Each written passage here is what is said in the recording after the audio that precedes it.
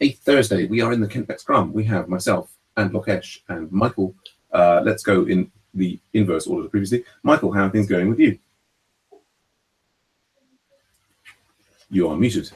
So since the last Scrum, I didn't necessarily do much with AV. I've been studying more about logistic regression, which I guess is marginally related to something. Mm-hmm. And I've determined, based on this limited data set that this MOOC provided, that not knowing anything but your age and the fact that you've been admitted to the ICU, Mm-hmm. we can try to fit a logistic regression to your likelihood of surviving to discharge. Oh, yeah? And the older you get, the riskier that proposition looks, and increasingly so. Like hardly anyone dies in the ICU in their 20s, according to the data set that we have, which isn't actually that large, but whatever. But then you start to get into the 40s and 50s, I guess your age, starts to look a little more mixed. Yeah. Then as you hit it's like once you hit the 50s and 60s, yes, it's kind of like going more and more negative, and like the rate at which the probability of dying each year goes up faster. Although I guess the good news is that even if you're like 80, according to this data set, your probability is still 60% of surviving. So, right. Yes. Well, it's interesting. Yes. I mean, another thing to think about is death necessarily negative? I guess people think so. They do. It's it's fascinating. But I think apparently the professor hasn't engaged the class in that conversation. Probably for a different MOOC. But that's great. It sounds like a fun logistic regression. I guess you're not blocked by anything then. No. Just, cool. Yeah, good stuff. Do post that. I think if you haven't posted the link to the MOOC already, do post that. Lokesh, how are things going with you? Sam, nothing significant has been done since our last meetup. But you know, I was having a. Can you see my screen? Yes. Whenever I try to see my status, like git status, I'm getting these large number of files. Yeah, and I see that you have mentioned against putting these files under git ignore, right? Yes, that's right. So is there any way that we can get rid of this huge number of lines, because I always have to scroll up to see them? There is a way of getting rid of them, and I can show you that. It's a common problem, and there's a temporary solution, and maybe there's something we need to change about the project in order to improve things. So yes, we could look at that in a moment. Updates from me. I've managed to pay the bill for the lawyers for the NHS thing after getting on the phone with the bank. And gosh, yeah, I'm preparing for the React mob for tomorrow and understanding what Redux is and how that works. That's interesting. So looking forward to the React mob tomorrow. We've got the local support retro kickoff thing coming up in a moment. I guess I've also been responding to comments on pull requests, both for yourself, Lokesh. I noticed you closed that one pull request. Probably what we should do is, either change the pull request to, adjust the code climate config, or at the very least open a ticket in Pivotal Tracker to say that rather than addressing the code climate issue, we want to do the config. I've put a comment in there for that. Yeah, the main thing that I wanted to do was I just wanted to mention to you, Lokesh, about this design sprint that we're doing next week. We were just talking about that in the marketing meeting previously. We've got, and there are some other interns besides yourself, we have 2 marketing interns at the moment. One is Blandine, based in France, and she said that she would be interested in participating in the design sprint next week. And I just wanted to show you the schedule for the design sprint. And have you heard of the idea of a design sprint? No. No. So yeah, the idea is of sort of spending a week where we rapidly prototype a solution. I was just describing it. This is the notes from the marketing meeting. So it's over 5 days. And so on Monday, it's all about spending some time trying to define the big problem that we face, looking at how the different stakeholders, that's different users and people interact, and then also having expert interviews to try and make sure that we're understanding the problem correctly. Then on Tuesday, we look at some other solutions by other groups, kind of start to brainstorm new ideas. On Wednesday, we do storyboarding and voting to try and select the best idea. Thursday, we prototype very quickly a solution, and then we do user testing on Friday. And the idea is to kind of compress something that might take months and months and months to sort of build and design and roll out a solution, and then find out whether people like it or not, is to try and do that like just really, really quickly in 1 week. Does that make sense? Is it like spiking, which you explained in the course? It's like the thing on Thursday is a bit like spiking. So the Thursday, you can sort of see that as a very quick spike without tests to get something working. It's got, that would be a sort of a spiking component. But it's very much the surface from what I'm reading in the book. It's very much like the interface or whatever that people touch, and it's all like fake. It's all like completely fake, usually, like done in like, it could be done simply in, if you had like a website, it could be done in some kind of designer or something. Or in Keynote. Slideshow. Yeah, slideshow, exactly. So it's, instead of being anything approaching like coding or anything, it would just be. Although it may involve coding. So there are different systems. So we've got, I don't know if I can get into this quickly enough, but for certain sorts of interactions that are, I would like you to just like sign me in automatically. I have got to sign there.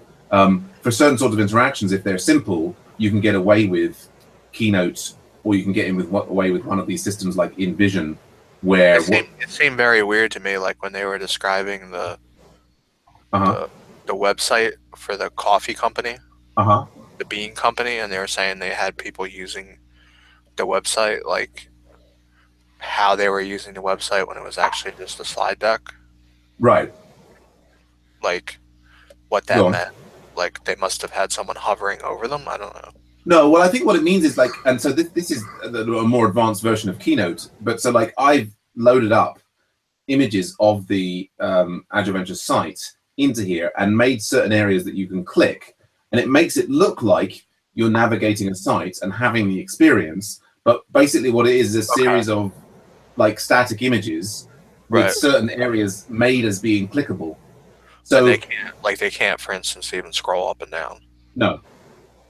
Like if they try to do that, they'll instantly see that it's not a real website. Right, and so then this is the real trick of the Thursday, is working out how much you can get away with faking it.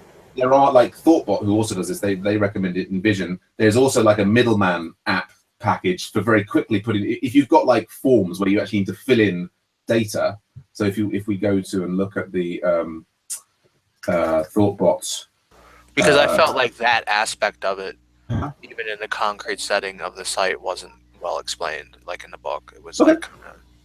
No, fair enough. I mean, this is you might be interested then in reading more about how Thoughtbot does the design sprint, and that they have the same phases. They don't lock it to days or give such a thing there. But it's a great resource. Is where it could be that you end up doing it in a paper prototype. I mean in the Google Ventures one, they're really emphasizing about trying to like this sense of disbelief, like that the actual, the person might think it's a real app or a real site or what have you, but they've also got, I thought that, there's this like Proteus, like this is most target, but there. So there's a framework where you might very quickly spike, a middleman app with certain interactions and so on in it. But that's okay. Well, I'm only in like the first section. Sure. Anyway, Yeah. but but Michael, your basic point is right. Is that Lokesh is asking, is it like spiking? And in a very general sense, yes. Although you almost certainly wouldn't spike something in Rails because it would probably take too long for this thing. Although, who knows? But anyway, the key question that I wanted to ask you, Lokesh, was if this was something interesting to you and if you would like to be involved in it next week. Yeah, that looks like very something new. So I'm interested. Yeah. So I'll just say we've got this schedule here. I think the idea is with participating that you kind of, I think I've invited you into the Design Sprint channel. The idea is that you you're kind of in or you're out. So, and maybe the time is going to be too late for you. You're like in UTC plus 5.5 or something, but this is the times that we're going to be running it. But if you'd like to be involved, we'd love to have you in there and think about it and let us know, how this schedule would fit in with your time. So I just had another question. Before you go, Michael, I'll just go. Lokesh, you were going to. So I was just ending there. Yeah. Any questions about any of it? So this schedule will be followed for 5 days, right? Yeah, it's gonna be 5 days, and so we're not gonna run the or at least myself and Michael and Matt, who are all gonna be doing this. We're not gonna run the usual scrums. Well, I'll kind of be available, on Slack and so on outside this, but we're kind of gonna be doing this full time next week. Okay. But you could potentially be involved. So, Go on then, Michael. So the expert interviews theirs are only on Monday. Yes. Yeah. I mean, the idea is. This is. Yeah. So Monday is it? The idea that's the way that Google suggests doing it, because the idea is that you get all of that input. That having got that input, that then feeds into certain different sorts of activities. Now, you could be doing an expert interview on a Wednesday afternoon or a Thursday afternoon, but the way it's set up is that might be too late. It's kind of, you're supposed to have taken that. You're supposed to have worked out this idea on the first half of Monday, got that input, and then then the sort of where your system is then supposed to drive all of the Tuesday activities, which then and the results of that drive the Wednesday activities. That said, when I did it with the NHS, I couldn't get all the people to come in on the first day, and I ended up having them spread out over the whole week. But then the design sprint for the NHS ended up taking 3 weeks because I couldn't actually finish the Monday activities until the end of the second week. Go on. So the other thing is that Friday's a testing thing, but you don't want anyone that's part of Agile Ventures in that?